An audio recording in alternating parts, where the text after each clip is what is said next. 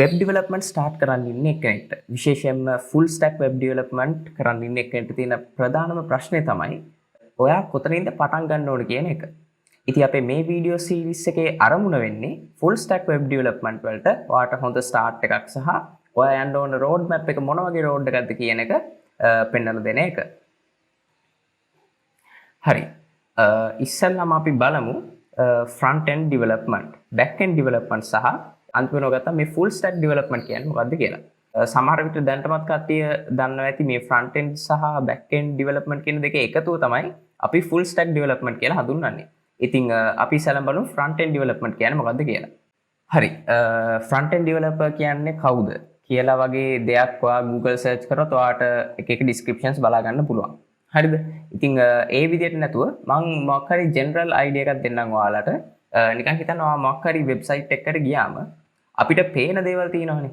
ඒක දැන් මෙතන දැන් මම මේ වෙබ්සයිට් එක ගත්තොත් මෙතන තියෙනවා carousel එකක්, ඊට පස්සේ images තියෙනවා, මට එක මේ links වලට යන්න පුළුවන්. ඉතින් මේ වගේ දැන් user කෙනෙක් ප්‍රධාන වශයෙන්ම web application එකක් එක්ක interact වෙන්නේ මේ user interface එක හරහා. හරිද? ඒක අපි මිනිහෙක්ගේ ඇහැට පේන දේ. ඉතින් basically ගත්තොත් front end developer කෙනෙක්ගේ වැඩේ වෙන්නේ මෙන්න මේ user interface එක design කරන එක. ඒ කියන්නේ userට web application එකේ පේන දේවල්. පේන්නේ නැති පැත්තක් තියෙනවා. මේ පේන දේවල්. පේන දේවල් තමයි මේ දැන් මම මේ view කරන්නේ මගේ web browser එකේ. මෙන්න මේවා development කරන එක සම්බන්ධ දේවල් තමයි front end development කියලා අපි consider කරන්නේ. අපි ඊළඟට බලමු back end development කියන්නේ මොකක්ද කියලා. හරි. normally ඔයා දන්නවා Google search එකක් කරන විදිය. හරි. ඉතින් මම Google search කරොත් මෙන්න මේ විදිහට ශ්‍රී ලංකා කියලා අපිට මෙතන results එනවා. හරිද? ඒත් අපි දන්නවද කොහොමද මේ results මෙතනට එන්නේ කියලා? ඒක දැන් මම ශ්‍රී ලංකා කියලා search කරොත් ශ්‍රී ලංකා විතර නෙමෙයි ඕනම topic එකක් මෙතන search කරොත් ඒ topic එකට අදාළ content එක මට මෙයා දෙනවා. ඉතින් කොහොමද ඒ දෙන්නේ? මේ content store කරලා තියෙන්නේ කොහෙද? ඉතින් අන්න ඒ වගේ ඒක දැන් අපේ userට පේන්නේ නැති side එක තමයි අපි මෙතන දෙයක් search කරාට පස්සේ ඒ data ටික මෙයා server side එකේ resolve කරලා මේ ඉස්සරහට එවන්නේ කොහොමද කියන එක. අන්න ඒ වගේ userට පේන්නේ නැති side එක අපි consider කරනවා back end development කියලා. එහෙමත් නැත්නම් server side development කියලා. තව නැත්නම් ඔයාලට පුළුවන් දැන් හිතන්න දැන් ඔයා Google account එක create කරන්න යනවා. දැන් මෙන්න මෙතන form එක දැන් මෙතන basically මේ තියෙන්නේ form එකක් තියෙන්නේ. හරි? first name, last name, ඊට පස්සේ username, password එක අපි choose කරන්න ඕනේ. ඊට පස්සේ දැන් next කරාට පස්සේ මේ data ගිහින් දැන් අපි Google account එකක් හදනවා කියන්නේ අපි මේ enter කරන data ගිහින් කොහේ හරි store වෙනවා. මේ Google server එකක database එකක කොහේ හරි store වෙනවා.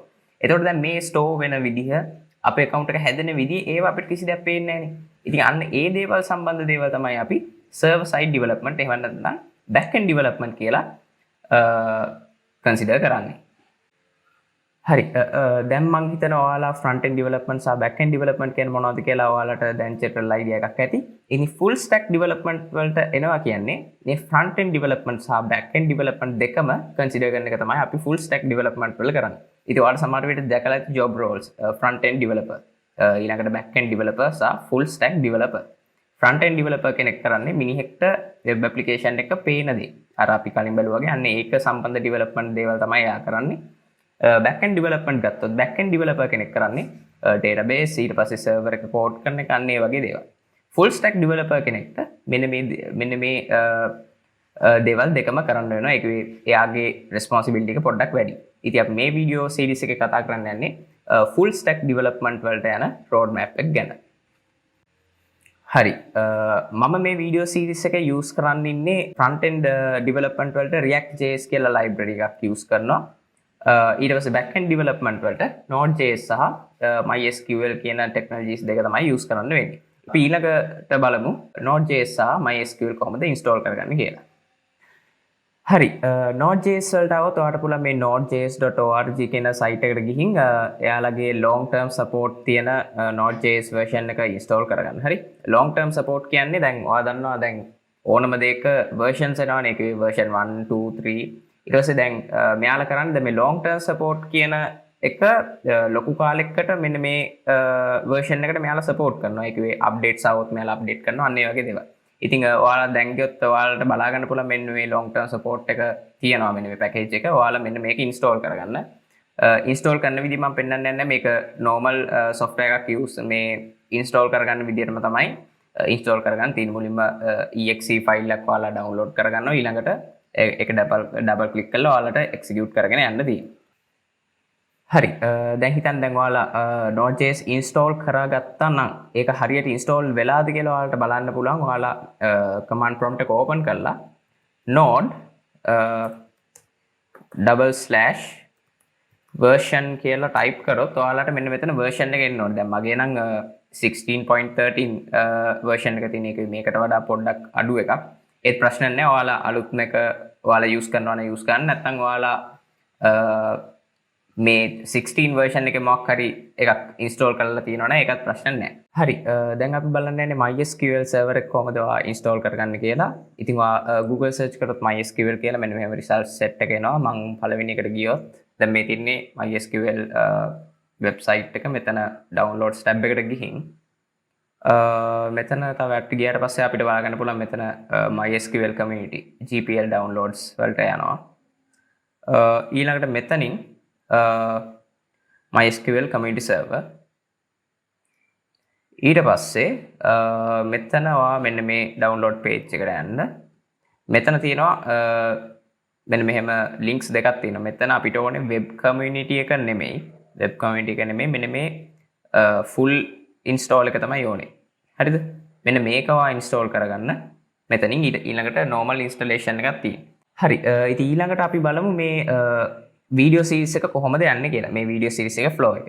ඉතින් අපි මුලින්ම කරන්නේ React.js කියන library එකේ main concepts අපි ඉගෙන ගන්න ඔක්කොම. ඒකේ ගොඩක් අලුත් concept තියෙනවා.